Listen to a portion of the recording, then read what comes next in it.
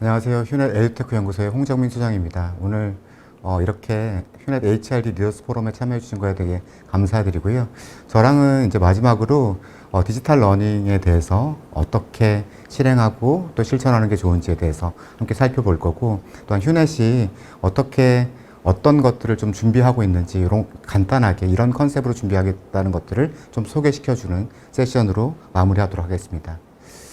먼저 찰스 제닝스가 5년 동안 수백 명의 사람과의 어떤 직장인들과 그 조사 결과 인생에서 가장 큰 배움의 경험은 어떤 것이었나요? 라고 물어봤을 때 20%는 교실과 강의실에서, 클래스룸에서, 그리고 80%는 일과 업무 속에서, 즉 워크플로우 속에서라고 얘기를 하고 있습니다. 올해 이제 9월에 8월 말부터 9월까지 실시됐던 ATD21에서 조나단 홀스는 슈퍼 세션을 통해서 지금 HRD는 클래스룸 딜레마에서 벗어나야 된다라고 강력하게 주장합니다. 지금 80%의 배움이 발생하는 곳은 워크플로우입니다. 근데 그동안 우리는 많은 부분을 클래스룸에 되게 투자했던 건 사실입니다. 하지만 최근에 어떤 디지털 기술의 발달과 그리고 어떤 사회적인 코로나라는 비대면이라는 사회적 분위기 속에서 이런 워크플로우로 HRD의 중심을 옮겨 놓을 되게 기회이자 어떤 위기를 가지고 있는 건 사실입니다. 그럼 워크플로우 러닝이란 뭘까요? 과거에는 우리 클래스룸 중심에서는 교육을 하고 다시 업무로 돌아가고, 교육을 한 다음에 업무로 돌아가서 실행과 어떤 실천은 학습자 각자의 몫이었습니다. 그리고 교육 또한 클래스룸에서 얼마나 열심히 듣고 아니면 얼마나 많은 것을 얻어가냐는 다 각자의 몫이었죠. 하지만 지금 워크플로우 러닝은 업무 현장 속에서 바로 배우고 바로 실천하고 또 느끼고 공유하고 이런 것들이 일과 학습이 병행하고 결합되도록 만든 것을 바로 워크플로우 러닝이라고 합니다. 저도 이제 HRD 업무에 임한 지 한 10년이 넘었지만 그동안 정말 70, 2010 그리고 뭐 WLP, 워크프로세스 러닝 앤 퍼포먼스 해가지고 여러 가지 이 일과 학습이 결합되는 단어들이 많이 등장했었습니다. 하지만 이런 부분이 그동안 어떤 기술이 안 되고 그리고 어떤 면에서는 그 교육적인 어떤 교육생들의 어떤 자세라든지 분위기 부분이 불가능했었던 거죠. 하지만 어떤 비대면 사회가 앞당겨지고 그리고 디지털 러닝의 발전은 이런 워크플로우 러닝이 가능하게끔 만들어주고 있습니다. 그렇다면 이 워크플로우 러닝의 백그라운드는 뭘까요? 이게 모멘트 오브 니즈라는 이론인데요. HRD가 필요한 순간 할 때, 처음 배울 때, 더 배우려 할 때, 배운 것을 적용할 때, 뭔가 일이 잘못될 때, 그리고 뭔가 큰 변화가 필요할 때 HRD를 학습자들은 찾습니다. 하지만 클래스룸 중심은 어떤 거를 처음 배울 때만 우리가 HRD를 제공할 수 있었던 거죠. 이제 워크프로로 들어가기 위해서는 더 아래 단계로 내려가야 된다는 거고요. 또한 여러분 잘 아시는 70, 20, 10의 구현을 위해서도 10%를 배우는 클래스룸에서 벗어나서 2070 타인과의 학습, 업무를 통한 학습이 일어나는 90% 영역으로 이동하기 위해서는 이 워크프로우 러닝이 되게 중요하다는 말씀으로 서두를 장식하고 싶습니다. 그렇다면 이 워크프로우 러닝에 과연 어떤 방식을 활용해야 될까라고 할 때 바로 그 중요한 부분이 디지털 러닝이라는 점입니다. 가장 대표적인 방식이 마이크로 러닝과 학습 여정이라 불리는 러닝전인데요. 워크프로우 러닝은 마이크로 러닝 같은 경우는 컨텐츠가 짧기 때문에 워크프로우랑 업무, 일과 학습을 자연스럽게 결합할 수 있습니다. 우리가 어떤 걸 몰랐을 때 간단한 영상을 보고 다시 또 실천해 볼 수 있고, 이런 형식의 마이크로 러닝은 워크프로우와 자연스러운 결합을 이룬다는 점에서 워크프로우 러닝의 대표적인 방식의 하나로 자리 잡아가고 있습니다. 두 번째는 학습은 그동안 클래스룸 중심의 학습은 항상 이벤트였습니다. 하루짜리 아니면 이틀짜리 이벤트였는데 결국 업무는 계속되는 프로세스고 반복이고 어떤 여정이었죠. 그런데 이 업무 여정과 이벤트와는 달랐던 부분인데 이 업무 프로세스와 학습 프로세스를 맞춰줘야 된다는 개념입니다. 즉 학습 여정이라는 개념은 러닝, 워크프로 안에서 자연스럽게 학습이 여정이 돼야 된다는 얘기죠. 그리고 이렇게 배운 것들을 아까도 학습 강화라는 얘기를 이제 카라토고스님 많이 말씀하셨잖아요. 그러니까 즉 강화시키고 학습된 내용을 기억하고 실천하게 만드는 이런 요소까지 중요한 워크프로우 러닝의 도구가 될 겁니다. 또한 최근에 이제 발달하고 있는 기술인 AI, 인공지능과 메타버스는 이런 워크프로우 러닝을 더욱더 발전시키게 부스터해주는 역할을 할 겁니다. 이 모든 것이 또 설명을 드리겠지만 LXP라는 러닝 익스피리언스 플랫폼이라는 통합적인 플랫폼으로 통합해서 이 워크프로우 러닝을 지원하게 됩니다. 그래서 이 6가지를 중심으로 제가 오늘 말씀을 드리도록 하겠습니다. 첫 번째는 워크프로우 러닝인데요. 마이크로 러닝과 러닝 저니 중심으로 말씀을 드릴 건데, 첫 번째는 마이크로 러닝입니다. 올해 이제 ATD21에서 발표한 자료에 보면 마이크로 러닝은 워크프로와 통합 및 확장이 가능한 가장 좋은 컨텐츠라 얘기하고 있습니다. 왜냐하면 컨텐츠가 짧기 때문이죠. 그래서 여러 가지 어떤 오프라인 교육이라든지 앞선 카라토고스의 얘기도 말씀드렸지만 이러닝이라든지 퍼포먼스 서포트라든지 다양한 형식과 마이크로러닝이 확장과 통합이 될 수 있다는 거죠. 근데 마이크로러닝 할 때 한 가지 좀 강조드리고 싶은 거는, 먼저 강조드리기 전에 퀴즈를 하나 풀어볼 건데요. 이 퀴즈 이벤트 지금부터 한번 시작해 보도록 하겠습니다. 잘 풀어보셨나요? 무크의 수료율인데요. 앞서 폴김 교수가 얘기했던 무크가 어떤 디지털 러닝의 어떤 스파크 같은 역할을 했는데요. 무크의 수료율은 5에서 9%밖에 안 됩니다. 그런데 우리가 교육 서비스를 보면 오프라인 교육보다 온라인 교육이 되게 효과가 적다라는 말이 당연한 얘기겠죠. 그런데 이거를 좀 들여다보면 교육 서비스는 컨텐츠의 영역과 매니지먼트 앤 케어 영역이 있습니다. 우리는 흔히 컨텐츠만 전달한다고 보는데, 오프라인 교육에서는 학습 환경이라든지 동료 학습자, 어떤 대면 상호작용, 토론 실습, 아이스 브레이킹, 아이 컨택, 교구제, 학습 분위기 등 이런 매니지먼트 케어 영역이 다양하게 구성되어 있습니다. 그러다 보니까 학습자들이 컨텐츠에 관심을 없다가도 동료 학습자들의 어떤 분위기라든지, 그리고 어떤 여러 가지 이끌어주는 매니지먼트 케어 서비스에서 컨텐츠에 되게 집중할 수 있도록 만들어주죠.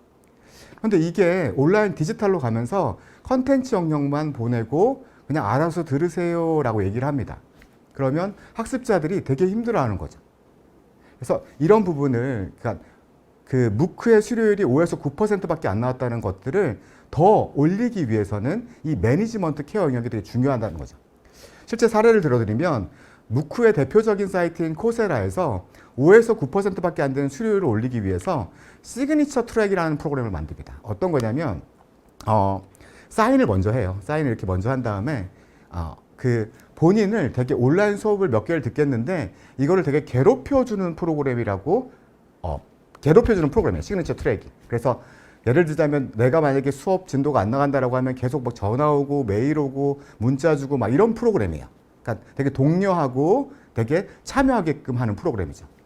이랬더니 5에서 9%밖에 안 되는 수료율이 거의 50%를 넘어갑니다. 그만큼 온라인 학습에서는 이렇게 매니지먼트 케어를 어떻게 할 거냐가 되게 중요한 영역이다라는 거고요. 마이크로 러닝을 할 때 컨텐츠를 어떻게 제공한다라는 부분도 되게 중요하지만 이 컨텐츠를 어떻게 관리하고 케어해 줄 거냐, 이 학습자들을 어떻게 관리하고 케어해 줄 거도 매우 중요한 요인이라는 거죠. 그래서 지금 크게 러닝 인게이지먼트, 즉 온라인으로 왔을 때는 학습 몰입이 되게 줄어들 수밖에 없습니다. 이런 부분을 어떻게 해결할 거냐라는 게 지금 현재 온라인 학습의 최대 화두거든요. 그래서 이런 화두를 어떻게 해결할까라고 하면 일반적으로 3가지를 되게 말을 얘기하는데요. 첫 번째가 자율성입니다. 학습자들에게 자율성을 많이 높여줘서 자발적인 참여를 되게 많이 높여달라는 거죠. 그러니까 온라인 수업 같은 경우는 실제로도 우리가 유튜브나 이런 영상을 봤을 때 내가 관심 있는 영상이 떴을 때만 보잖아요. 마찬가지로 학습자들이 자발적인 참여를 할 수 있도록 맞춤형 학습을 고도화하는 이런 방식으로 자발적인 참여를 최대화해 주는 게 중요하다는 거고요. 두 번째는 학습자들이 온라인 학습자들이 자신감이 없습니다. 오프라인 상에서는 칭찬도 해주고 동료 학습자들한테 모르는 것을 물어보기도 하는데 이런 부분이 되게 약하기 때문에 계속해서 학습자들한테 자신감을 불어주는 방법을 고안해내야 되는 거죠. 대표적인 방법이 게미피케이션이고요. 그리고 마지막으로 온라인 학습자들은 되게 외롭다는 겁니다. 저도 이제 강의를 하면서 온라인으로 강의할 때도 되게 외롭거든요. 그래서 학습자들은 되게 외롭다는 것을 반드시 기억하시는 게 되게 좋을 것 같아요. 그래서 이런 것들을 온라인상으로도 묶어주고, 그리고 온라인상에 되게 다양한 상호작용이 일어날 수 있도록 하는 게 디지털 러닝에, 그리고 마이크로 러닝의 어떤 학습 효과를 극대화하기 위해서 되게 중요한 부분이라는 거죠. 그래서 지금 여기가 C사의 마이크로 러닝 사이트를 좀 보여드리는데요. 여기 방식이 어떻게 하냐면 관심 분야를 스스로 설정하게 만듭니다. 그리고 학습 계획을 수립하게 만들고요. 여기에 따라서 본인이 자율성을 되게 주는 거죠. 그리고 자발적인 참여를 이끌기 위해서 이 학습 계획 수립과 관심 분야 설정에 따라서 계속해서 큐레이션된 컨텐츠를 추천해 줍니다. 그리고 마찬가지로 자신감을 강화시켜주기 위해서 게미피케이션 방식을 써서 되게 계속해서 학습에 몰입할 수 있도록 도와주죠. 또한 외롭지 않게 하는 게 되게 중요하다 말씀드렸는데요. 지금 옆에 보시는 게 무크의 어떤 수료율 비율이죠. 리텐션 비율인데 점점 가면 갈수록 떨어지는 걸 볼 수 있습니다. 거의 5에서 9% 안에 걸리죠. 근데 스프링박스 같은 경우는 학습자가 외롭다 보니까 아예 멘토를 둬서 학습 목표를 상담한다든지 경력을 상담한다든지 이런 식으로 계속해서 이 학습을 이끌어주는 역할을 별도의 멘토를 두고 있습니다. 즉 학습자들이 외롭지 않게 만든다는 거죠. 또한 동료들끼리 학습도 활성화할 수 있습니다. 벤치프랩이라는 회사의 리서치에 따르면 온라인 토론방이 있는 경우와 그렇지 않은 경우에 거의 15배 차이가 난다고, 토론이 이루어지는 횟수가요. 즉 되게 사소한 거지만 학습자들을 외롭지 않게 동료와 상호작용을 되게 증가시킬 수 있는 게 되게 중요하다고 좀 강조드리고 싶습니다. 두 번째는 러닝 저니, 즉 학습 여정이라는 단어인데요. 우리는 지금 팬데믹이 끝나고 오프라인 중심에서 온오프라인을 왔다 갔다 했고요. 그리고 HRD가 또 포멀, 정형학습이 아니라 인포멀 러닝, 즉 유튜브라든지 블로그도 같이 설계를 해야 된다라는 러닝 익스피리언스 디자인, 즉 LXD라는 개념이 지금 일반화되고 있습니다. 이거를 업무 현장, 즉 워크플로우 안에 끌고 들어와서 업무, 즉 프로젝트와 그리고 포멀, 인포멀, 온오프라인의 학습을 통합적으로 결합시키는 학습 여정을 만들어주는 게 바로 이 러닝 전이다라고 이해하시면 될 것 같습니다. 즉, 죄송합니다. 일회성 이벤트가 아니라 워크플로우 안으로 들어와서 길게 학습 여정, 즉 3개월 내지는 6개월짜리 아니면 1년짜리로 되게 길게 늘려서 LXD, 다양한 학습 경험과 또한 업무까지 연동될 수 있는 여정을 설계하는 게 앞으로의 러닝 저니 설계 방식이다라는 거고요. 그래서 크게 그동안 클래스룸 교육과 러닝 저니의 큰 차이점은 뭐냐면 교실과 온라인 연수에서 이루어진다면 러닝 저니는 워크플레이스에서 이루어진다는 거죠. 또한 그냥 일회성 이벤트가 아니라 프로세스 상으로 가된다는 거고요. 그리고 기존의 오프라인 교육이나 이런 부분은 포멀 러닝, 정형학습을 기반에 한다면 이거는 포멀과 인포멀을 통합된 과정을 설계한다라는 거고요. 그동안 저희가 교수 설계, ID라는 표현을 많이 썼다면 이제 러닝 전의 설계는 LXD, 즉 러닝 익스피리언스 디자인이라는 방식을 쓴다는 거죠. 그래서 이번 ATD에 소개됐던 것 중에서 ATD에 소개됐던 방식, 러닝 저니를 어떻게 구성하는 방식에 대해서 좋은 좀 프로세스가 있어서 좀 소개를 시켜드릴까 하는데요.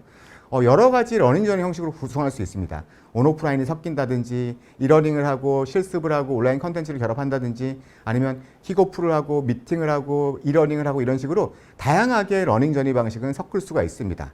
그런데 여기서 이제 세 가지 단계를 따르라고 이제 세션에서 소개됐던 자료인데, 학습자를 1단계를 분석하고, 2단계는 학습 목표를 명확화하고, 세 번째는 프로그램을 구성하는 단계입니다. 좀 더 구체적으로 살펴보면 학습자 분석 단계는 아마도 여러분 약간은 더 이 부분을 좀 강조를 했던 부분이기도 한데요. 되게 이 부분이 되게 간과하기 쉽지만 되게 학습자를 공감하는 입장에서, 즉 디자인 싱킹의 입장에서 학습자들을 분석해 내야 된다라는 걸 좀 강조했고요. 2단계부터는 바로 실무에 적용할 수 있는 좀 팁들이 있는 것 같습니다. 즉 학습 목표가 뭐 3가지, 4가지가 있다면 이제 행동 목표로 되게 좀 구체화시키는 거죠. 여기 사례가 시스템 영업을 하시는 분들의 이제 시스템 세일즈 교육을 위한 프로그램인데, 여러 가지 행동 언어들로 이 교육이 끝나면 이 사람들이 어떤 행동 변화를 일으켜야 되는지를 구체화시킨 겁니다. 즉 뭐 새로운 시스템의 장점 이해하기, 기능별 요구사항 확인하기, 보안 설치에 대한 설명하기, 이런 식으로 행동 변화, 비헤이비얼 체인지가 일어나는 것들을 되게 구체적으로 나열하는 거죠. 이런 것들을 상단계에서는 프로그램 방식을 매칭하는 겁니다. 되게 다양한 방식이 있잖아요. 이러닝, 오프라인 교육, 버추얼 러닝, 코칭, COP, 뭐 참고 문서 제공, 이런 여러 가지 방식들을 이 학습 목표가 제대로, 행동 변화의 목표가 제대로 전달되는 방식을 매칭해 주는 방식으로 마무리가 되죠. 좀 더 구체적으로 알아보면 적절한 러닝 저니의 구성에 있어서는 결국 이 인지 이해 기술, 즉 어떤 지식의 어떤 지식이나 스킬의 어떤 단위, 깊이를 이 측면에 두고요. 그리고 이쪽 축에는 이제 오디오 여러 가지 방법을 쓰는 거죠. 즉 실시간 피드백 반영의 정도가 낮은 순에서 높은 순으로 나열을 합니다. 그래서 이제 예를 들자면 내가 만약에 그냥 스킬 되게 고급적인 스킬을 얻어야 되는데 이러닝을 한다. 그냥 간단하게 이러닝을 한다라고 하면은 효과적이지 않은 거겠죠. 아니면 단순한 인지를 변화시키는 과정에 되게 시뮬레이션을 쓴다라고 하면 효율적이지 않은 거죠. 그래서 이런 관계를 고려해서 적합한 방법을 찾아내는 겁니다. 즉 시스템의 메뉴 이해하기는 이해가 되게 중심이니까 이러닝으로 매칭시키는 방식이죠. 그래서 이런 식으로 지금 한번 구성을 해보면 교육 목표, 즉 행동 목표를 쭉 나열하고 여기에 따라서 프로그램을 매칭시키고 이거를 시간 안배 및 로드맵을 작성해주면 마치는 방식입니다. 그래서 저희가 봤을 때는 되게 괜찮은 방법인 것 같아서 소개를 시켜드리고 러닝 저니를 좀 구성할 때 간단하게나마 이런 방식으로 한번 프로세스를 적용해 본다면 되게 좋은 학습 여정 프로그램이 나올지 않을까라고 생각을 합니다. 그래서 사례를 보면 A백화점 같은 경우는 직급 필승 과정을 한 2박 3일 내지는 오프라인 교육을 항상 진행을 했었습니다. 그런데 직급 연한 동안 4번 정도 수료하는 러닝 전이 방식으로 좀 늘린 거죠. 워크프로로 가져온 거죠. 그래서 사전 교육은 이러닝을 하고 본 교육은 벌추얼 러닝을 하고 사후 교육은 독서 학습을 한 다음에 그 다음에 또 사후 교육 두 번째는 마이크로 러닝을 하는 형식으로 이렇게 러닝 전의 형식으로 바꾼 거를 보실 수 있습니다. 저희도 올 초에 이제 MBA 부분을 업그레이드 할 때 학습 여정 방식으로 바꾸자. 그동안 5개월짜리의 MBA 프로그램이 아니라 학습 여정 방식으로 바꾸자라고 해서 다양한 학습 경험들, 즉 그전에 이러닝만으로 구성됐고 오프라인 간단한 특강들이 결합된 방식이 아니라 마이크러닝, 북러닝, 플립러닝, 케이스터디 등 다양한 컨텐츠를 개발해서 이것들을 총합적인 학습 경험이 설계되도록 만들었고요. 또한 실제 페이지도 기존에 뭐 진도율, 수료율 이런 것들이 나오는 게 아니라 메인 학습이 있고 여러 가지 다양한 학습 경험들을 학습자에 따라서 맞춤형으로 A 학습자, B 학습자 다르게 보이고 또한 이거를 되게 독려하기 위해서 AI 튜터인 아이런을 튜터도 그러니까 챗봇이죠. 챗봇을 붙여주고 또한 게미피케이션 방식을 써서 이게 성취감을 되게 느낄 수 있도록 구성한 사례입니다. 그래서 저희가 러닝 저니 과정을 1월부터 계속 만들어내고 있고요. 그래서 한 10가지 과정이 지금 연말까지 모두 출시될 예정입니다. 좀 홍보 영상 한번 잠깐 보고 오시도록 하겠습니다. 영상 보시겠습니다.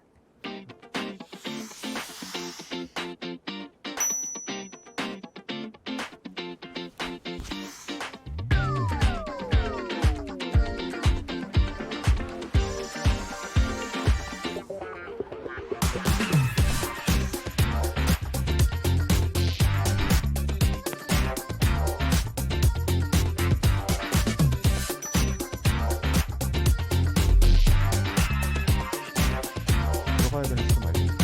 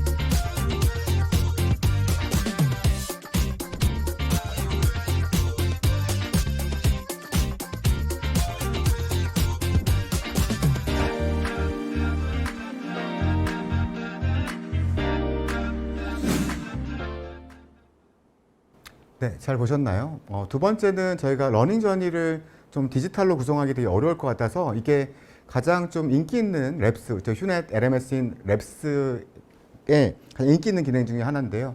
LXD 러닝 메이커라고 해가지고 일단 학습 요소들을 온라인 교육, 오프라인 교육, 플립러닝, 마이크러닝, 유튜브 이렇게 클릭을 하면 이렇게 그 표시가 됩니다. 검색을 하고 그럼 유사한 컨텐츠가 표시가 되고 이걸 드래그 앤 드롭해서 넣어주면 하나의 과정이 구성이 되는 거죠. 이렇게 이제 LXT 학습 경험 설계자가 구성을 하면 이렇게 학습자들은 10 영역, 20 영역, 70 영역을 한꺼번에 볼 수 있는 것들을 자연스럽게 나오는 이런 LXT 메이커 기능을 저희가 가지고 있습니다. 되게 인기가 많은 기능 중에 하나입니다.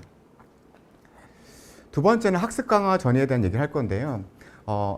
워크프로 러닝에 있어서 결국 학습한 거를 학습에 그치는 게 아니라 HRD가 그렇잖아. 이거를 결국은 성과로 이어져야 되는데 학습한 거를 기억하고 적용하게 만드는 게 궁극적인 우리의 역할입니다. 그러면 학습한 거를 기억한다는 거를 러닝 리인포스먼트, 즉 학습 강화라 얘기를 하고요. 이 학습하고 기억한 거를 실행하고 적용하는 걸 바로 여기 여러분이 잘 아시는 학습 전이, 즉 러닝 트랜스퍼라고 하죠. 그래서 이런 방식에 있어서 좀 이번에도 좀 ATD에서 나온 좀 학습 강화 프로그램을 어떻게 구성하느냐라는 프로세스에 대해서 실제 적용하면 좋은 것들을 제가 좀 가져왔는데요. 총 6단계로 되어 있습니다. 세일즈 협상 과정, 그러니까 세일즈 협상 과정에 대한 부분인데 학습 목표가 크게 한 3가지로 나눕니다. 고객의 페인 포인트를 도출하는 방법, 가치를 수량화하는 방법, 감성지능과 함께 리딩하는 방법 이렇게 나눴다면 여기에 따라서 고객의 페인 포인트를 도출하는 방법이 어떤 그 자료들, 머티리얼들이 뭐가 있냐, 비디오, 뭐 스크립트, 워크시트 여러 다양하게 있겠죠. 이런 식으로 좀 나열을 해줍니다. 4단계에는 이게 이제 피드백이 필요한지에 대한 구분을 하고요. 피드백이 필요하다면 피드백을 구성하고 그렇지 않다면 그렇지 않게 하는 거죠. 마지막으로 이제 어떤 툴이나 채널을 쓸 거냐, 메일을 쓸 거냐, 아까도 뭐 여기서 메일을 쓸 경우도 있고 챗봇도 쓸 경우도 있고 여러 가지 채널을 쓸 수 있는데요. 채널을 쓸 건지 결정하시면 됩니다. 그래서 지금 옆에서 보시듯이 첫 번째 주에는 학습 목표 1에 해당하는 3.1.1에 대한 그 머티리얼을 학습 강화 요소로 제공하는 거죠. 이런 식으로 9주 동안에 학습 강화를 프로그램을 짰던 사례고요. 이런 부분도 학습자들이 기억하고 실행하고 궁극적으로 성과를 창출하게 만들려면 우리 HR더가 되게 준비해야 되는 부분이 아닌가라고 생각을 합니다. 저희가 마찬가지로 이렇게 학습에 그치지 않고 기억하고 활용하고 또한 여기에 그치지 않고 학습을 넘어서 실제 성과를 극대화하는 거에 어떤 부분이 있을까라는 부분을 좀 고민해서 휴넷 인공지능 코치인 세이지를 지금 준비를 하고 있습니다. 세이지는 현자를 의미하고요. 즉 일단 강단위의 현자라고 해서 주입식 교육에 대한 비판적인 단어를 세이지 온 더 스테이지라 얘기하는데요. 저희는 세이지 인 더 워크프로 해서 워크프로 안에서 성과를 지원해 줄 수 있는 부분으로 지원을 하려고 하고요. 각각의 한 4가지 버전이 출시 예정입니다. 구성은 이렇습니다. 즉 저희가 아까 모멘트 오브 니즈, 처음 배울 때, 더 알고자 할 때, 적용할 때, 문제가 생겼을 때, 변화가 필요할 때 이렇게 여러 가지 디지털 러닝이 적용이 되는데 결국 처음 배울 때에는 마이크로 러닝 컨텐츠를 제공하는 거. 그런데 이 사람들이 컨텐츠만 봐서 실제 적용할 때 되게 누구한테 궁금하기도 하고 하잖아요. 즉 우리가 직장 생활을 할 때 문제가 생길 경우도 있고 변화가 필요할 때 이런 부분을 어떤 어플리케이션 안에다가 좀 다 담고 싶었습니다. 그래서 여기 안에 마이크로 러닝 그리고 인공지능 기반의 챗봇 기반의 코칭, 커뮤니티 코칭, 전문가 연결, 전문 컨설팅과 연결까지 좀 계속해서 발전해 나가는 모습을 보여드릴 예정입니다. 그래서 지금 전체적인 모습은 이렇습니다. 즉 AI 코칭 그리고 이걸 동료에게 물어봤을 때는 커뮤니티 코칭 그리고 전문가와 연결시키고는 전문가 코칭 그리고 학습을 하고 싶은데 마이크로 러닝 이렇게 한 크게 4가지 중심으로 진행이 되고 있고 이거는 현재 지금 7월 저희가 내년도 1월에 베타판으로 일단 플랫폼 기반으로 런칭을 할 거고 계속해서 발전시켜 나가면서 좋은 서비스로 만들어 나갈 예정입니다. 인공지능 코치 세이지에 대해서 영상을 보시는 게 더 좋을 것 같아서 영상을 보고 다시 또 계속 진행하도록 하겠습니다. CEO는 오늘도 고민한다.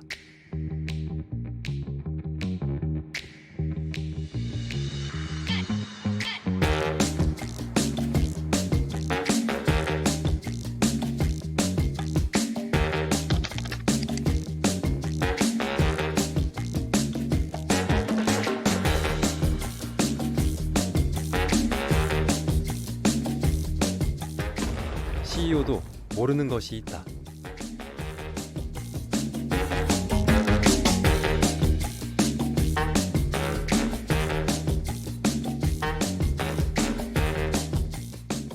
CEO도 도움이 필요하다. 매 순간 외로운 결정을 내려야 했던 CEO들을 위한 완벽한 비즈니스 파트너 세이지.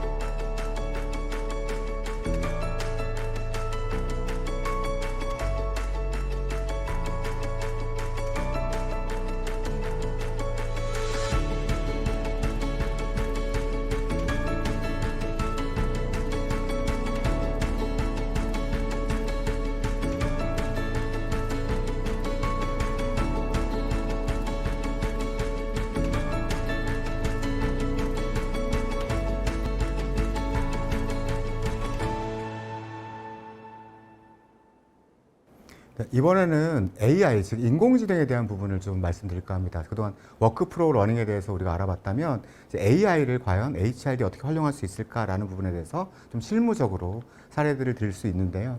일단 AI에 대해서 좀 말하고 싶은 건 뭐냐면 결국 AI가 AI로 모든 게 해결하는 게 아니라 디지털 기술은 디지털 기술만의 특성이 있고 소셜 기술은 소셜 기술만의 특성이 있습니다.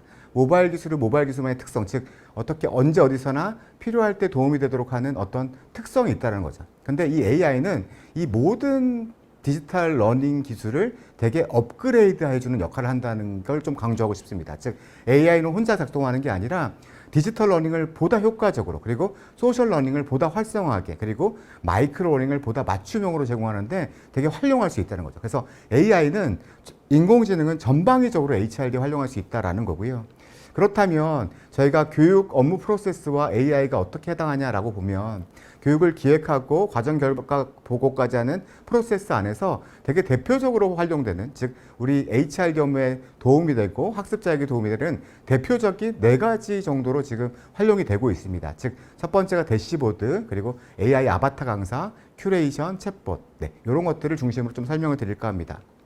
첫 번째는 큐레이션과 대시보드인데요. 큐레이션과 대시보드는 좀 같이 가는 부분이거든요. 그래서 처음에 저희한테 의뢰를 하면 데이터 정의 및 산수식 설계부터 해서 데이터 전처리 과정까지 한 다음에 시각화를 하고 대시보드를 개발하고 큐레이션 모델 개발까지 하는 방식으로 처리가 됩니다. 그게 이 큐레이션부터 먼저 말씀을 드리면, 큐레이션은 크게 3가지로 나눠서 진행이 되는데요. 내용 유사도 큐레이션과 경로 유사도 큐레이션, 그리고 키워드 태깅 큐레이션입니다. 각각에 대해서 간략하게만 설명드리겠습니다. 첫 번째는 학습 경로 유사성 큐레이션인데, 일단 컨텐츠 정보를 모두 넣어놓고 학습자 정보를 다 넣어놓습니다. 그래서 그동안의 유사 학습자라든지 그리고 다른 학습자들이 그동안 학습해왔던 패턴들을 이렇게 신경망 분석을 통해서 인공지능을 읽어드리는 거죠. 그래서 학습자에게 이번 패턴에서는 이런 과정을 되게 많이 들었다라고, 기존의 학습자라든지 아니면 동일 직급의 학습자가 많이 들었다면 하루에 1일에 이렇게 추천해주는 형식이죠. 두 번째는 학습 내용 유사성 큐레이션은 STT, 즉 영상에 나오는 스피치를 텍스트로 다 전환해서 스크립트, 영상 컨텐츠들 다 스크립트로 분석을 하는 거죠. 그래서 A 컨텐츠 내용에서 B 컨텐츠 내용은 뭐 약간 시청을 했는데 A 컨텐츠랑 약 30% 정도가 달라라고 하면 이 A 컨텐츠를 추천해주는 방식으로 이렇게 학습 내용 유사성에 따라서 이 사람이 뭐 더 많은 내용을 원하면 유사성에 따라서 추천해주는 이런 방식을 취할 수가 있습니다. 마지막으로 가장 많이 쓰이는 건데, 관심 분야의 어떤 키워드 태깅을 통해서 컨텐츠에 대한 태깅과 키워드 태깅, 관심 분야나 직급이나 이런 태깅에 되게 맞춰서 컨텐츠를 추천해주는 방식이죠. 그래서 되게 범용적으로 마이크로러닝 중심으로 많이 쓰이고 계시고요. 지금 현재 보시면 뭐 여기 점선 빨간색으로 표시한 부분이 AI나 큐레이션에 의한 컨텐츠 추천 부분을 이렇게 보여주고 있는 모습을 볼 수 있습니다. 그리고 또 많이 쓰이는 게 빅데이터를 통한 대시보드를 많이 쓰이는데, 대시보드는 일단 실시간으로 HRD 데이터를 한눈에 볼 수 있다는 게 특성이죠. 그래서 만약에 이번 달 진행 중인 교육의 인원 및 예상 비용을 서머리해 줄 수 있고요. 교육 신청이나 신청 인원, 산정 금액, 수료 등의 정보를 월별 그래프를 볼 수도 있고, 임직원이 많이 듣는 부류의 과정을 표시해 줄 수도 있고요. 그리고 직급, 직무, 직책, 부서별 교육 진행 관련 사항을 확인할 수 있습니다. 또한 연수원 이용자의 사용 시간이라든지 접속 시간을 실시간으로 보면서 우리가 학습 경험들을 이 학습자들한테 설계해 줄 수 있고 모니터링 할 수 있고 또한 관리할 수 있는 거죠. 이런 부분은 관리자에 국한된 게 아니라 관리자 대시보드도 있는가 하면 학습자, 프런트 대시보드도 있어서 학습자들에게도 우리 동료 학습자들이 어떤 거를 많이 워드크라우드 형식으로 많이 검색했지 볼 수가 있고, 또한 내가 어느 시간에 많이 학습을 했고 어떤 분야를 많이 학습했냐, 이런 식으로 일목요연하게 본인의 학습 패턴을 볼 수가 있습니다. 그래서 대시보드와 큐레이션은 가장 지금 현재 빅데이터와 인공지능 기술을 활용해서 많이 쓰는 방법이다라고 보시면 될 것 같고요. 두 번째는 챗봇인데요. 챗봇 같은 경우는 여러 가지 요소로 쓰일 수 있는데 결국은 챗봇이라는 거는 교육을 어떤 지원해주는 역할로 되게 많이 쓰이더라는 거죠. 그래서 대표적인 게 푸시와 풀 기능을 동시에 활용하는 경우가 되게 많은데요. 푸시 같은 경우는 학습의 진도율이 나쁜 사람들을 학습 독려를 해준다든지, 아니면 학습한 내용을 기억하고 실행하게 만들어주는 리마인더를 준다든지, 아니면 풀 전략은 학습자가 공부하다 모르는 걸 질문을 하면 거기에 따른 적절한 텍스트로 응답을 해준다거나 아니면 자료를 검색해주는 요소로 활용될 수 있습니다. 그래서 저희가 챗봇 자체가 지금 쓰이고 있는 방식이 여러 가지인데 가장 대표적인 게 세 가지 방식인 것 같아요.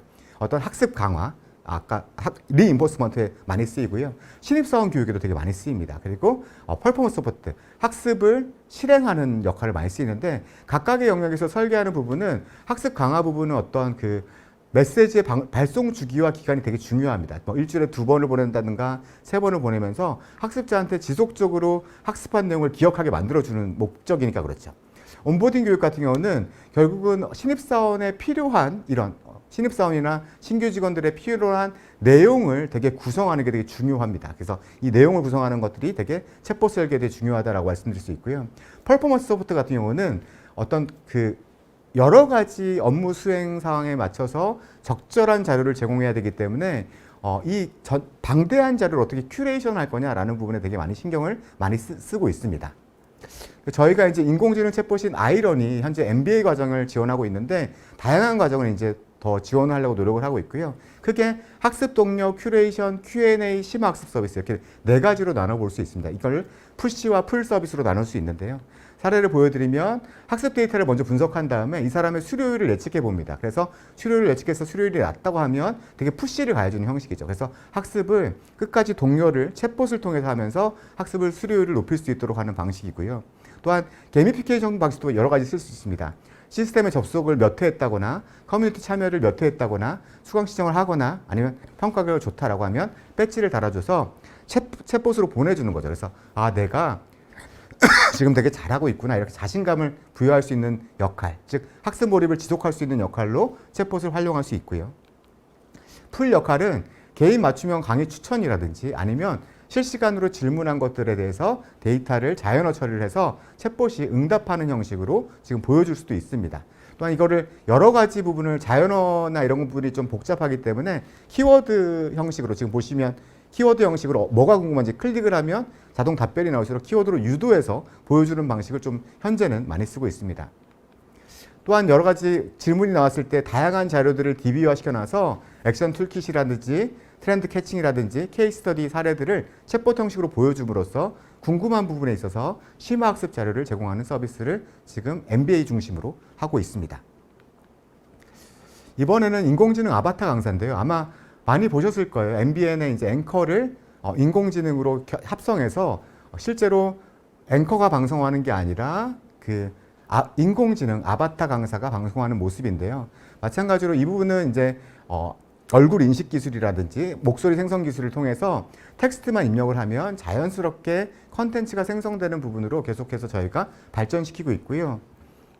그래서 이 AI 강사는 어떤 부분에 매력적이냐라고 하면, 저희가 HRD 업무를 할 때 과정 기획을 하고 섭외를 하고 스튜디오 섭외 촬영을 하고 영상 편집이 있는데, 이 가운데 과정이 되게 많이 걸리시잖아요. 그러다 보니까 어떤 비용이라든지 이 로딩 타임, 그 시간 자체가 되게 오래 걸리는 거죠. 그런데 AI 강사라는 시스템을 구축해 놓으면, 솔루션을 구축해 놓으면 이런 부분이 획기적으로 좀 단축될 수가 있고요. 또한 보시면 가끔씩은 컨텐츠는 너무 좋은데 딜리버리가 안 되는 분들 꽤 많으시잖아요. 이럴 때도 AI 강사를 활용할 수 있고, 또한 컨텐츠를 만들어 놓으면 되게 업데이트를 많이 하는 컨텐츠들이 많습니다. 특히 실무 컨텐츠들이 그렇죠. 뭐 회계라든지 이런 컨텐츠들이 업데이트를 계속 해줘야 되는데 이런 컨텐츠도 매번 이럴 때마다 섭외를 하고 스튜디오 섭외 촬영을 하고 편집을 할 수 없으니까 AI 강사를 통해서 업데이트가 쉽다라는 거죠.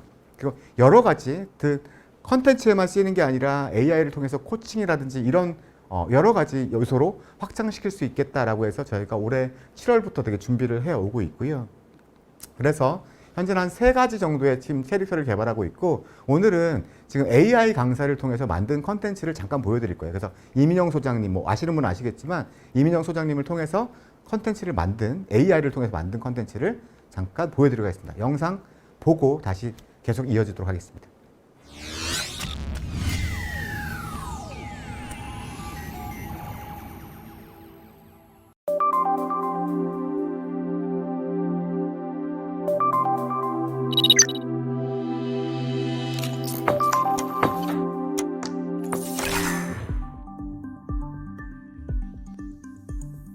안녕하세요. 저는 인공지능 기술을 활용해 만들어진 AI 이민영 교수입니다. 오늘은 포스트 코로나 시대를 이끌어갈 소통 리더십에 대해서 이야기를 해보고자 합니다. 코로나19는 우리의 모든 삶의 방식을 바꿔놓았습니다. 재택근무를 하면서 비대면으로 회의를 진행하는가 하면 신입사원 채용마저도 비대면으로 하고 있죠. 2020년 뉴욕주와 캘리포니아주의 경우 필수적인 사업장을 제외한 모든 사업장에 각각 전원 재택근무와 자택 대피령이 내려졌고 코로나 팬데믹이 장기화되면서 미국 기업의 3분의 2는 재택근무를 제도화한 것으로 조사되었습니다.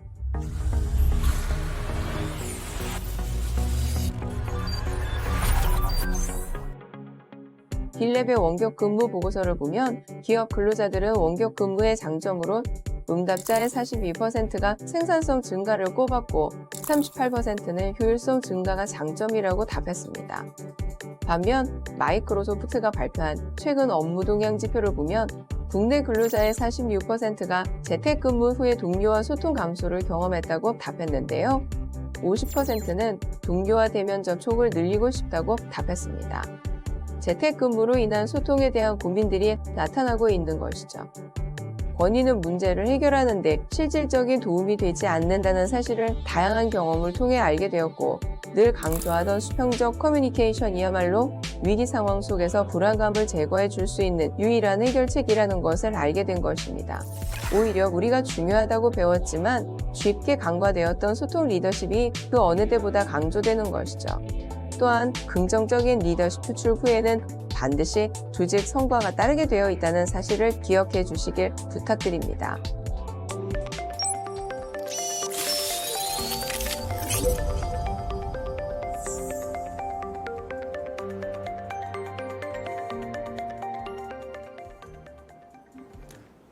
네, 세 번째는 메타버스인 HRD에서 얘기를 할 건데요. 올해 가장 되게 이슈가 되는 단어가 가장 메타버스였던 것 같아요. 그래서 메타버스에 대해서 좀 말씀을 드리면 결국 AR, VR도 많이 얘기를 하지만 메타버스 플랫폼들도 많이 얘기를 하는데 간단하게 설명을 드리면 시간 관계상 VR 같은 경우는 학습 몰입감과 각인 효과가 있고 비용 절감 효과가 있습니다. 그래서 여기 보면 벤더빌트 그 병원의 초음파 의료기 훈련에 VR을 활용했던 사례예요. 왜냐하면 이 초음파 의료기가 되게 기구가 비싸고 그리고 되게 이 양성해내는데 어렵기 때문에 VR을 통해서 되게 학습 몰입감을 주고 각인 효과를 줬다는 이런 사례고요. AR 같은 경우는 되게 여러 가지로 활용하다가 최근에 들어서 좀 자리를 잡은 HRD적으로는 자리 잡은 게 뭐냐면 이제 워크플로우와 되게 결합된다는 거죠. 즉 업무를 하면서 업무를 지원하는 역할을 하는 경우입니다. 지금 그림에 보시면 DHL처럼 이게 오더 타임, 이게 언제 나가야 되는지 타임을 그냥 이 AR로 증강현실로 보면은 몇 시에 나가세요라고 이제 오더 타임을 알려주는 기능이에요. 그래서 이렇게 그걸 일일이 서류로 확인하지 않고 포장에 찍어서 올리면 바로 나갈 수 있도록 하는 그렇게 업무 프로세스와 결합되는 사례가 되게 많이 나온다는 겁니다. 그리고 메타버스 플랫폼 같은 경우는 상호작용 활성화와 몰입과 재미를 주기 위해서 되게 많이 하고 있습니다. 최근에 이제 게더타운이나 제페토 등등의 어떤 여러 가지 플랫폼들을 활용하고 있는데 많이 활용하는 걸 좀 요약해 보면 온보딩 교육과 팀빌딩 그리고 사내 행사를 구현하는 쪽 이렇게 크게 한 3가지로 나눌 수 있을 것 같아요. 그래서 이런 부분에 즉 제가 좀 강조드리고 싶은 건 뭐냐면 메타버스에서 메타버스로 다 교육이 옮겨가나요? AI로 다 교사가 대체되나요? 이게 아니라 결국은 이걸 기술과 교육을 어떻게 핏하냐가 되게 중요하거든요. 전화 영어는 아직도 잘 되고 있잖아요. 전화라는 기술이 되게 오래전에 나왔는데 어떤 어학학습과 되게 핏하기 때문에 전화 영어라는 기술이 되게 교육에 되게 활용되고 있다는 겁니다. 마찬가지로 메타버스가 교육을 모든 걸 해결해 주는 게 아니고 AI가 교육의 모든 걸 해결해 주는 게 아닙니다. 즉 교육이 먼저고 기술이 따라온다는 거죠. 메타버스 플랫폼이 효과를 볼 때는 온보딩, 팀빌딩, 사내 행사 교육 이렇게 어떤 내용에 따라서 국한되듯이 결국은 여러 가지 기술들이 되게 개발이 되고 그거를 처방하는 쪽은 바로 우리 HRD 담당자라는 거죠. 그래서 이거를 어떻게 해야 되고가 아니라 교육을 구현하기 위해서 어떤 기술이 도와줄 수 있을까? 즉, 이 교육을 먼저 집중하고 기술을 나중에 기술은 받쳐줄 뿐이라는 걸 좀 강조드리고 싶어요. 그래서 이런 부분 좀 기억해 주시면 좋을 것 같고요. 저희도 그러다 보니까 메타버스 플랫폼을 좀 만들어 봤습니다. 지금 쉬는 시간에 광고를 했었는데 결국은 세 가지더라고요. 기업 교육에서 메타버스 플랫폼이 과연 언제 필요할까라고 하는 부분인데 결국은 소셜 러닝 구현, 상호작용을 되게 활성화하는 역할이죠. 이게 가장 클 수 있고요. 그 다음에 다양한 공간들을 메타버스 공간으로 이제 구현해 놓은 거. 어떤 워크샵 장소라든지 소규모 회의실이라든지 이런 부분을 공간을 이동시켜 놓는 부분. 그리고 다양한 게이미피케이션 활성화할 수 있는 공간. OX 퀴즈라든지 이렇게 세 가지를 중점으로 HRD 전용 메타버스 플랫폼을 만들고 있고 아까 언제 나와요라고 하고 있는데 저희가 12월 말을 목표로 열심히 개발을 하고 있습니다. 그래서 아마 체험은 내년도에 하실 수 있을 것 같고요. 나오면 바로 적용이 될 수 있도록 최대한 빠르게 갈 수 있을 것 같습니다. 기존의 메타버스 플랫폼과 HRD 전용 플랫폼인 휴넷 메타버스 연구과는 좀 다른 부분은 뭐냐면 별도 공간에 어떤 제작이 좀 필요합니다. 게더타운 같은 경우는 이거 제작하는데 시간이 엄청 들어가거든요. 그런데 그런 게 아니라 일단 기존 공간을 그냥 활용하시면 된다는 거고 아이디나 회원가입이 별도 필요한데 휴넷 연수원에 아이디가 있다면 바로 연동이 가능하고요. 데이터 추적 관리가 좀 불가능한 게 좀 아쉽죠. 근데 데이터 추적이 관리가 가능하고 LMS 연동도 가능하다는 점. 그리고 보안이나 폐쇄적 운영 이런 부분이 되게 좀 중시가 되시는데 이렇게 될 때는 휴넷 메타버스 연수원을 활용하시면 되게 좋을 것 같다라고 말씀드릴 수 있고 결국은 마찬가지로 이렇게 되게 큰 행사라든지 이런 부분을 감당한다라고 할 때 게더타운을 쓰는 게 더 옳을 수도 있고 휴넷 메타버스 연수원을 활용하는 게 더 좋을 수도 있습니다. 그래서 각각의 기술적인 특성들을 잘 활용해서 교육이나 어떤 목적에 맞추시는 게 중요하다고 한 번 더 강조드릴 수 있을 것 같아요. 한 번 더 지금 메타버스 연수원 기능 및 디자인을 보였고요. 중간에 혹시 못 보신 분들을 위해서 지금 강의 시간에 메타버스 연수원 영상을 한 번 더 시청하도록 하겠습니다. 학습에 특화된 휴넷 메타버스 연수원을 많이 기대해 주시기 바랍니다.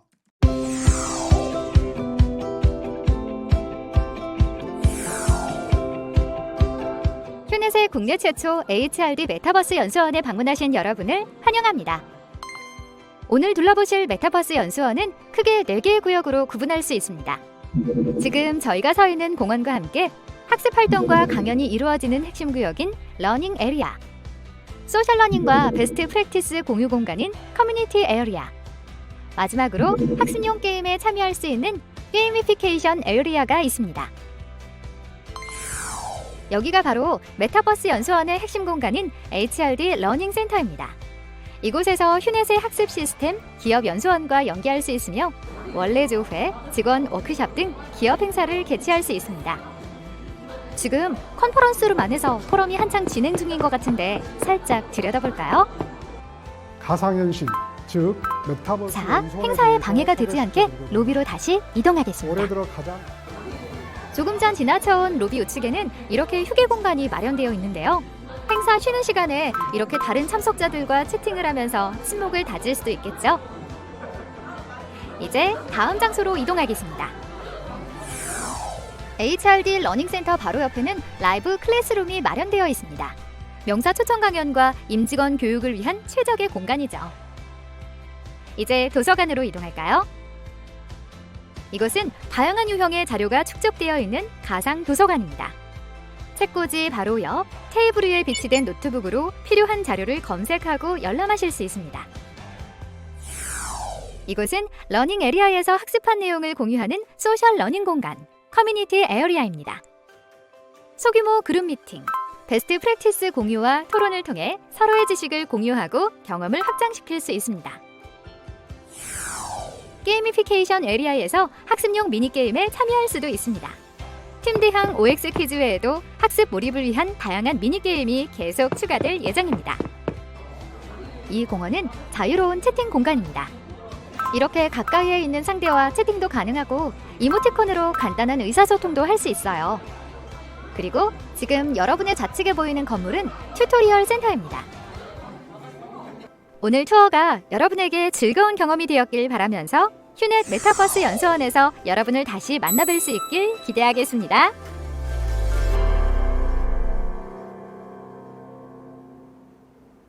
네. 포럼 그 퀴즈 이벤트를 이제 하나 준비를 했다고 하는데요. 퀴즈 한번 풀어보고 다시 계속해서 진행하도록 하겠습니다. 네. 이제 마지막으로 LXP에 대해서 간략하게 시간이 좀 오래 흐른 관계로 핵심 부분만 좀 설명드릴까 하는데요. LXP라고 해서 LMS와 이제 비교가 됩니다. 차세대 LMS라 해서 LXP라고 얘기를 하는데 두 가지만 기억하시면 됩니다. Personalized Learning Experience, 즉 맞춤화된 학습 경험이다라고 얘기를 하는데요. 그게 지금 가지고 있는 LMS와 차이점이 뭐예요라고 하면은 LMS는 간단하게 이제 LMS는 약간 공중파고 LXP는 유튜브나 넷플릭스와 비슷하다라고 말씀을 드리거든요. 즉 LMS는 교육이 이번 달에 오픈되는 과정들을 하고 편성표가 있잖아요. 그런데 LXP는 편성표가 아니라 학습자한테 계속 맞춤형 추천을 해주는 거죠. 그리고 LMS는 이러닝만 있지만 LXP는 5분짜리 영상 유튜브처럼 20분짜리 영상, 뭐 50분짜리 영상 이렇게 다양한 컨텐츠들로 추천을 해주는 형식입니다. 그래서 두 가지인데요. 정형학습에서 학습 경험으로의 확장과 그리고 맞춤형 학습, 이 두 가지가 LXP의 핵심이라고 보실 수 있습니다. 중요한 부분이 뭐냐면 79%의 어떤 배움이 지금 정형학습이 아니라 비정형학습을 통해서 이루어지고 있더라는 거죠. 그러다 보니까 이런 비정형학습을 과연 놔둘 거냐, 인포멀 러닝 놔둘 거냐라는 컨셉에서 결국 LXP가 등장하는 거고, 정형학습과 비정형학습을 통합적으로 그리고 맞춤형으로 학습할 수 있도록 해주는 플랫폼으로서 LXP가 되게 성장하고 있습니다. LMS 시장은 항상 글로벌 시장으로 보면 되게 역성장을 하고 있는 상황이거든요. 근데 LXP는 아주 핫합니다. 그래서 매번 그 금액이 어마어마하게 성장하고 있는 상황입니다. 연평균 성장률이 25%라는 거는 아마 어마어마한 성장이라고 아실 수 있을 거예요. 그래서 대표적인 사이트가 아까 폴김 교수님 기조 강연에서 나왔던 디그리드라든지 에드캐스트는 나오진 않았지만 대표적인 게 에드캐스트 디그리드라고 볼 수 있는데요. 읽어보시면 될 것 같고, 공통점은 다양한 학습 경험을 제공하고 맞춤형 추천 알고리즘을 통해서 맞춤형으로 학습을 진행한다라는 게 큰 특성입니다. 그래서 둘 다 공통적으로 교육계의 넷플릭스라 불려지고 있습니다. 그러면 LMS와 LXP의 관계는 뭐예요? 라고 하면 LMS는 전형적으로 정형학습을 관리하는 쪽이고요. 여기에다가 LXP를 붙여서 다양한 학습 경험들을 끌어모읍니다. 그리고 여기가 이제 LRS라고 하는데요. 러닝 레코드 스토어에서 이거를 여러 가지 데이터들을 모으는 작업을 하는 거죠. 그래서 알고리즘을 넣어서 이 다양한 학습 경험과 정형학습을 1대1로 맞춤형으로 하는 기능을 LRS 기반으로 설계가 됩니다. 그래서 LMS, LXP, LRS가 같이 간다라고 보시는 게 되게 정확할 것 같아요. 즉 LMS를 없애고 LXP를 가야 되나요? 아니 뭐 LRS는 또 뭔가 이게 아니라 LMS, LXP, LRS가 같이 가야 전체적으로 LXP가 구현된다라고 보시는 게 되게 정확할 것 같습니다. 휴넷 랩스도 LXP를 지향하면서 만들어졌습니다. 그래서 온오프라인을 통합시키고 비정형학습을 모으고 그리고 일과학습을 결합시키는 여러 가지 기능들을 근간을 두고 있고요. 계속해서 발전되고 있습니다. 여기에 메타버스 연수원도 붙이고 모듈화로 개발이 돼서, 그리고 뒤에 설명드린 진단 통합 플랫폼도 붙일 거고, 현재 게미피케이션 빌더라는 기능도 붙일 거거든요. 그래서 여러 가지 기능을 붙이면서 되게 HRD에서 되게 선도하는 그런 LXP로 나아가는 게 저희의 목표고, 그리고 그렇게 계속 제공을 할 수 있도록 하겠습니다.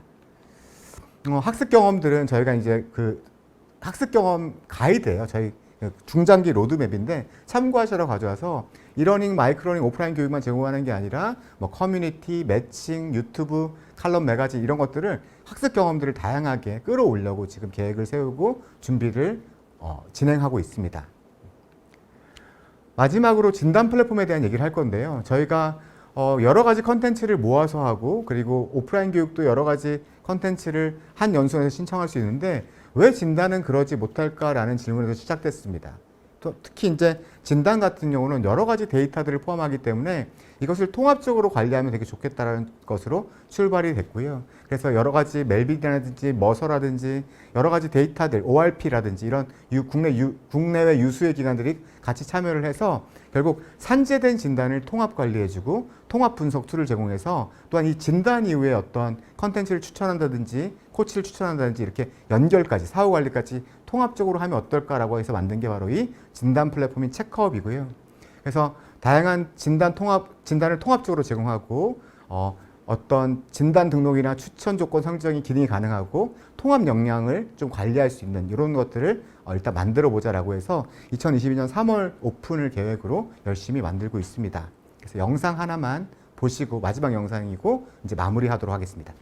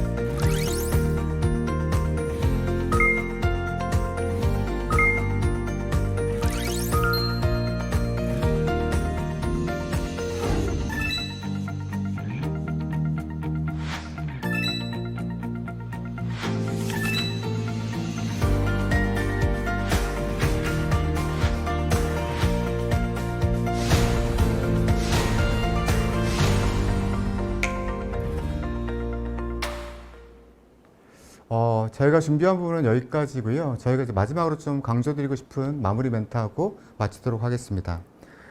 지금 팬데믹과 디지털 트랜스포메이션은 HRD에게 상당한 새로운 변화를 요구하고 있습니다. 이런 변화의 요구는 되게 기회이자 위기로 다가갈 수 있습니다. 그렇다면 우리 HRD 담당자들은 기술을 어떻게 봐야 되나요? 라고 할 때 저는 아이언맨의 얘기를 하거든요. 이런 인공지능과 메타버스 기술이 우리 같은 HRD 전문가, 교육 전문가들을 대체하나요? 라고 할 때 저는 절대 그럴 일이 없다고 말씀드립니다. 뭐냐면 아이언맨 교육 담당자 아니면 아이언맨 선생님이라 말씀을 드리는데 아이언맨이 되게 파워풀한 거는 자비스가 있고 수트가 있기 때문입니다. 즉 우리가 기술을 바라보는 관점이 수트로 아이언맨이 대체되거나 자비스로 아이언맨이 대체되지 않잖아요. 즉 이 기술들이 더 강하게 만들어준다는 거죠. 앞으로 HRD는 너무나 할 일이 많을 겁니다. 리스킬링, 업스킬링이 HR의 핵심 과제가 되고 있고 또한 구성원의 성장이 1, 2위 안에 항상 경영의 핵심, HR의 핵심 이슈로 등장하고 있습니다. 이럴 때 HRD는 더 많은 역할을 해야 되는데 저희가 누구의 도움을 받아야 될까요? 즉 에듀테크라는 기술의 도움을 받아서 더욱더 성장하고 또 우리 대한민국 HRD를 발전시키고 실행하고 공유하고 함께 성장하기를 바라면서 오늘 준비한 부분 여기까지 마치도록 하고요. 휴넷 HRD 리더스 포럼과 함께 해주신 분들 지금까지 경청해 주셔서 너무 감사드립니다. 또한 마지막으로 지금 채팅창을 통해서 투표해 주시면 또 너무 감사드리겠습니다. 오늘 너무 고생 많으셨고 함께 해주셔서 정말 감사드립니다. 마치도록 하겠습니다.